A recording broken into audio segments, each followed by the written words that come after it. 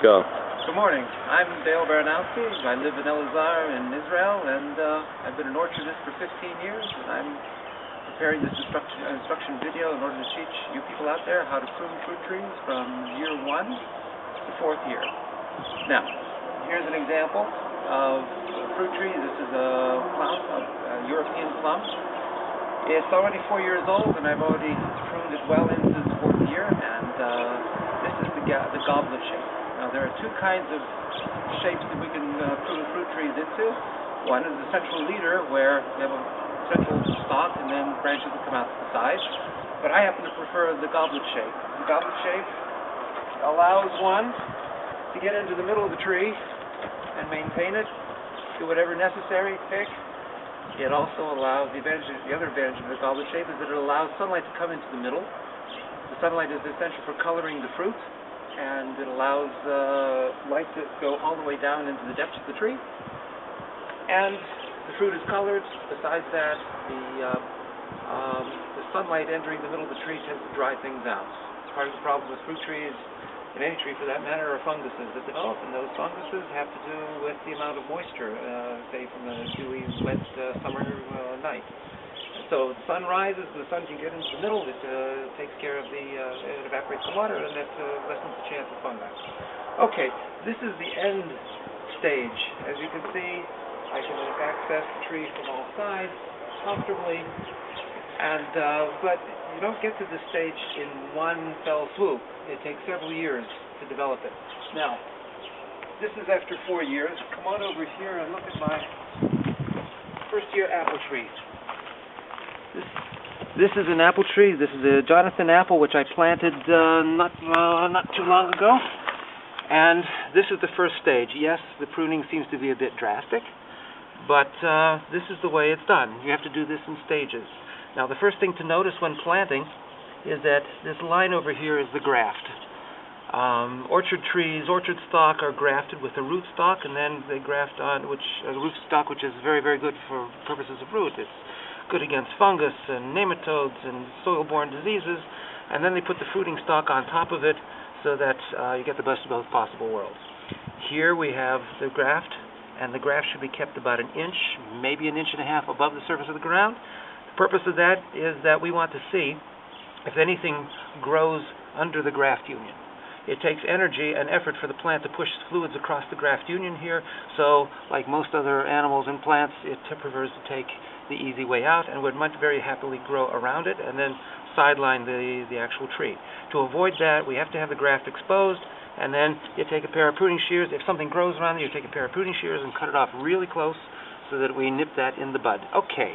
This was planted just a couple months ago, and I did the first pruning. Yes, chop it off. We're talking about knee level. Sounds drastic. And then all these side branches that were growing, those are cut off too.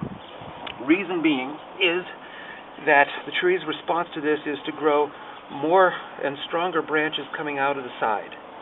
The irony of it all is the way the trees work is that the branches that grow out of this are far, far stronger than the ones that were cut off, and this will serve in the basis for the tree in the next year. This will be the trunk. The branches that come out of here will be the primary limbs. Now there will be a flush of growth out in this summer, lots of branches. We only need 3, maybe 4, and at most 5. Now, let me move you to a tree that has already gone past that stage. Here's another plum tree, again, European plum. This was the growth from the first year after planting, and then we had 1, 2, 3, 4 side branches that grew out of that. No, but there were a lot more. So the second winter, dormancy period, I removed all the other ones, all the other branches except for these 4. Now, branches don't always grow in this nice goblet shape, so I had to tie it down with string in order to spread this particular branch. That's fine. This particular tie will only be needed for 2 years. In fact, I can take it off right now, and it stays in place. So this is growth. This is the first year after planting. This is the second year's growth to here, and over here, and then the year after that produced these branches. Okay, now we'll step over. This is the tree in its third year. First year's growth, second year's growth, third year's growth. Come on over here. This is the tree in the fourth year, and we've had, you can see here, first the original planting was here.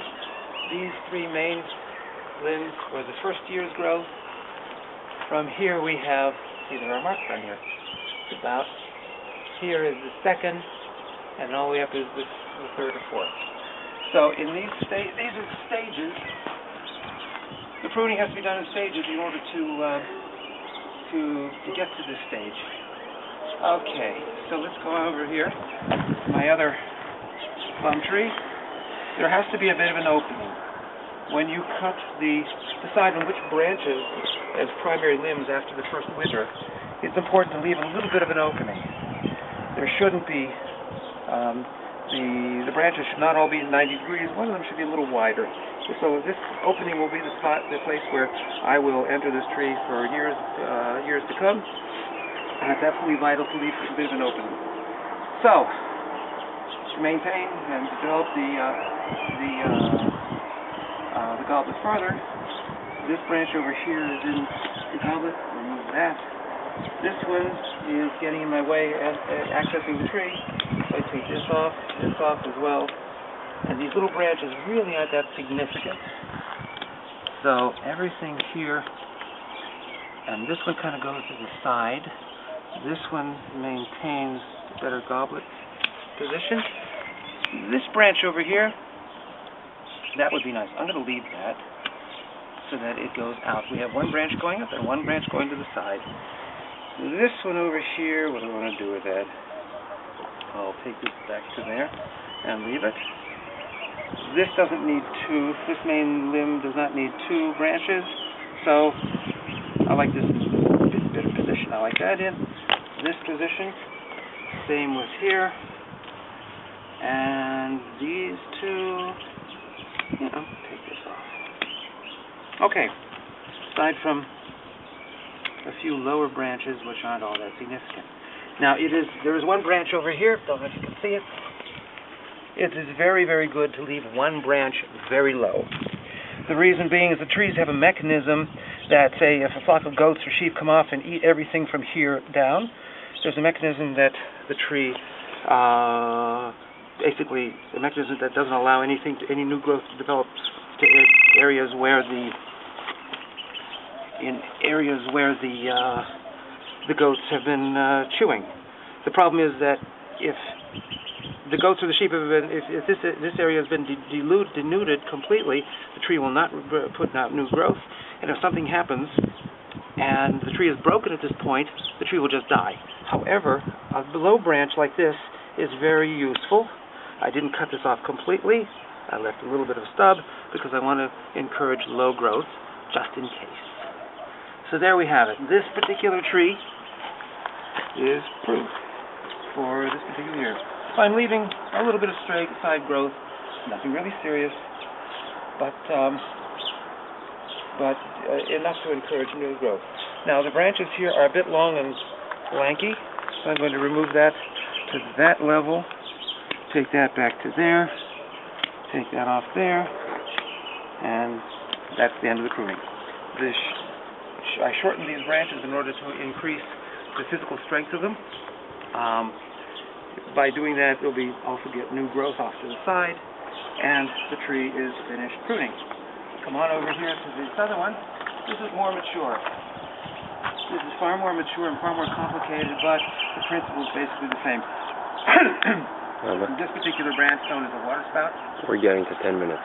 Getting to 10 minutes. This particular branch, I think what I'll do is have you continue with this on the next installment.